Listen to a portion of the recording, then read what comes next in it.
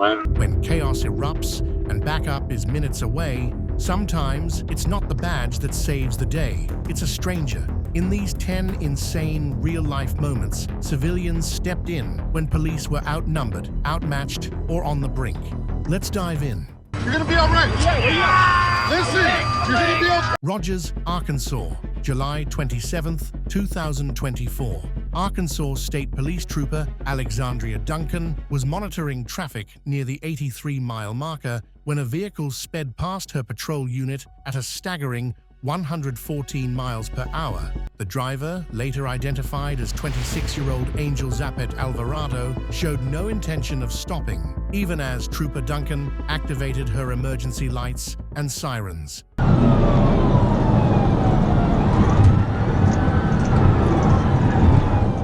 After a brief pursuit, Zapet Alvarado finally pulled over to the right shoulder of the highway. Trooper Duncan approached the vehicle and instructed him to exit.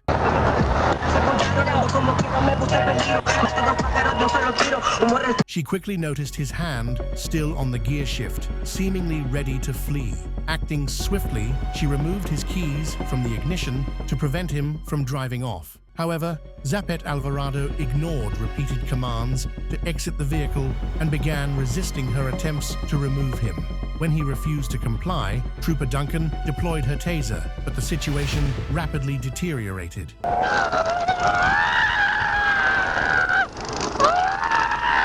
Zapet Alvarado fought back, managing to grab the taser and throw it into interstate traffic. Why? Into my home! Into my home! Then, in a violent outburst, he began kicking Trooper Duncan in the head multiple times. As the struggle unfolded on the side of the busy highway, 31-year-old Kylie Sutton of Rogers witnessed the altercation and stepped in to assist the trooper. Give me that taser now! No, because into my home!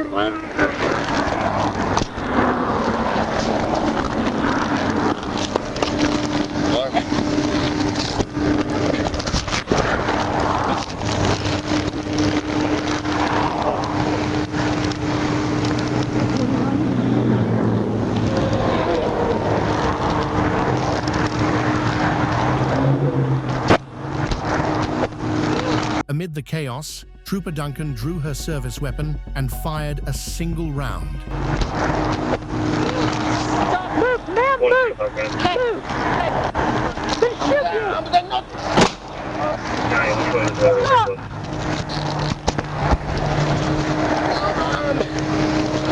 Shots fired! Get on your back! Striking Zapet Alvarado in the right temple. Even after being shot, he continued to resist and refused commands to get on the ground. Zapet Alvarado was eventually subdued and transported to Mercy Hospital, Northwest Arkansas, for treatment. Toxicology reports later revealed that his blood alcohol content was 0.16, twice the legal limit. Trooper Duncan sustained non-life-threatening injuries during the assault and was also treated following the incident. The bravery displayed by both the trooper and the civilian who came to her aid likely prevented an already volatile situation from becoming even more tragic. Heber Springs, Arkansas, April 21st, 2022, Arkansas State Police Corporal Griffin pulled over a vehicle in Heber Springs for following too closely and making an improper pass. At first, it looked like a typical stop until the situation took a turn. As Corporal Griffin approached the vehicle, he noted a strong odor of marijuana coming from inside. The driver became defensive and non-compliant, challenging the trooper's authority and refusing to exit the vehicle. Griffin, citing probable cause due to both the driving behavior and the scent of a controlled substance, attempted to detain the driver. Get out of the vehicle. I know you're trying. Radio road. What? Get out of the vehicle. Sir, let me call my lawyer. You need a lawyer. Get out of the vehicle. I need to call my lawyer. You have a lawyer after you're done. No, I'm calling my lawyer. No, you're... But the man resisted. He refused to step out, argued about the law, and began to physically resist Griffin's efforts to remove him from the car. in jail is what you're doing. No, sir, you are physically assaulting me. No, I'm not. Yes, you are. Get out of the vehicle. No, sir. You are seriously assault. The confrontation escalated quickly. Griffin tried to keep control, but the suspect tensed up and fought back. Get out of the vehicle. Sir, I'm gonna respectfully ask you, sir.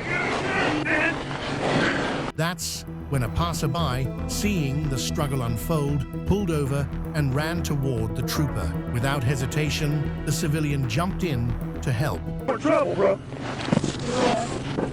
Hang on. Wow, this thing is big. I don't take all this room, man. You're hilarious. That back to back here. Got it? Yeah. That's so cute. I don't know. Thank you. Oh, you guys are soft. Just let him go there. You got him? Yeah. You got both on? I do. Okay, go soft. That's so cute.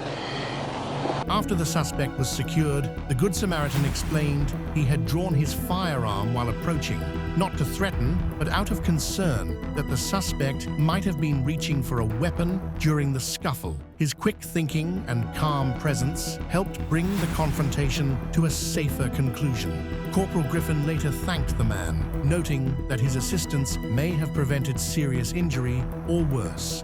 A dramatic police bodycam video from Tulsa, Oklahoma. The incident began when a man who was being questioned by police for illegally crossing the street suddenly bolted. An officer immediately gave chase, but the suspect was proving hard to catch. That's when a bystander, Ty Clem, spotted the pursuit while driving his pickup truck. Without hesitation, he jumped out and tackled the suspect. Go shorts. Oh, fuck. Man, bro. Man, homie. Fuck. Oh. Bro, I didn't get his name. Oh, man. 3070, you say northbound Denver from 11. Hey, can we... Fuck, man. That should be wrong. Bro. I'm sorry, homie. Unit 403. He's in custody. The suspect was arrested on multiple charges, including resisting arrest, possession of drug paraphernalia, and illegal possession of a firearm. In San Antonio, a police officer was struggling to arrest a combative suspect when a passing driver, who happened to be a Brazilian Jiu-Jitsu student, jumped in to help. The civilian pulled over, exited his car, and calmly used his BJJ training to control the suspect's legs and upper body. At one point, when the suspect tried to grab the officer's gun, the man firmly instructed him to let go, then helped pry the suspect's hand away. His calm communication and expert technique made the takedown safe and effective. Once the suspect was handcuffed, after then, the backup arrived. Gracie University praised the man's actions, calling him a legend and offering him their 32 Principles of Jiu-Jitsu course for free. A dramatic bank robbery and police chase in Houston reached peak intensity when a fleeing suspect tried to hijack a car with a disabled father sitting inside. The man's son bravely jumped in to stop the suspect, even taking a punch to the face. Ultimately, police caught the suspect and a bag full of cash was recovered from the vehicle. In a dramatic highway shootout in Houston, a former convict became an unexpected hero. John Lally, once behind bars, risked his life to save a wounded police officer, dragging him to safety and offering words of comfort amidst flying bullets. I got you. Come on. You're okay, bro. You're okay. You're okay. Over here. Right here. You're okay, bro. You're okay. Breathe. You're gonna be all right. Listen, you're gonna be okay. His brave act earned him praise from the police and the city, which officially declared December 20th as John Lally Day. You're gonna be okay, bro. I promise you that. In Ohio, a police officer was attacked while trying to apprehend a burglar. During the struggle, 2 bystanders stepped in to help and assisted in restraining the suspect. The police praised their brave actions. In Tampa Bay, a police officer was suddenly attacked by a suspect he was simply questioning. The suspect began punching the officer and even tried to grab his gun. At that critical moment, 3 courageous bystanders, a cab driver, a pharmaceutical worker, and another passerby, jumped in to help.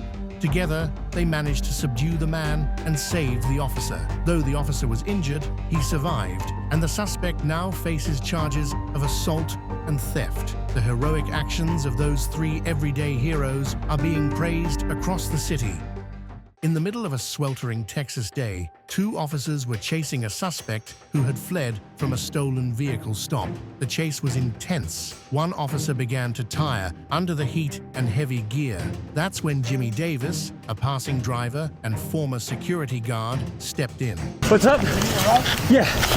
He pulled up in his car and offered the officer a ride to help catch the suspect. Meanwhile, Officer Samuel Brown, a rookie with only one arm and fresh out of the academy, stayed on the suspect's heels. With Davis's help, the team caught up just as Brown was putting the cuffs on. "Taxi services here," the officer joked as he jumped out. I think he said something like taxi services here or something like that. You could probably hear it in the video. How to get a taxi, don't mind me. Surveillance video just released from the Honolulu International Airport shows a homeless woman attacking a TSA agent and then a person on vacation from California jumping over a barrier and slamming the attacker to the ground. Nora O'Donnell reports. If you enjoyed this video, don't forget to hit that like button, subscribe to the channel, and share it with your friends and family.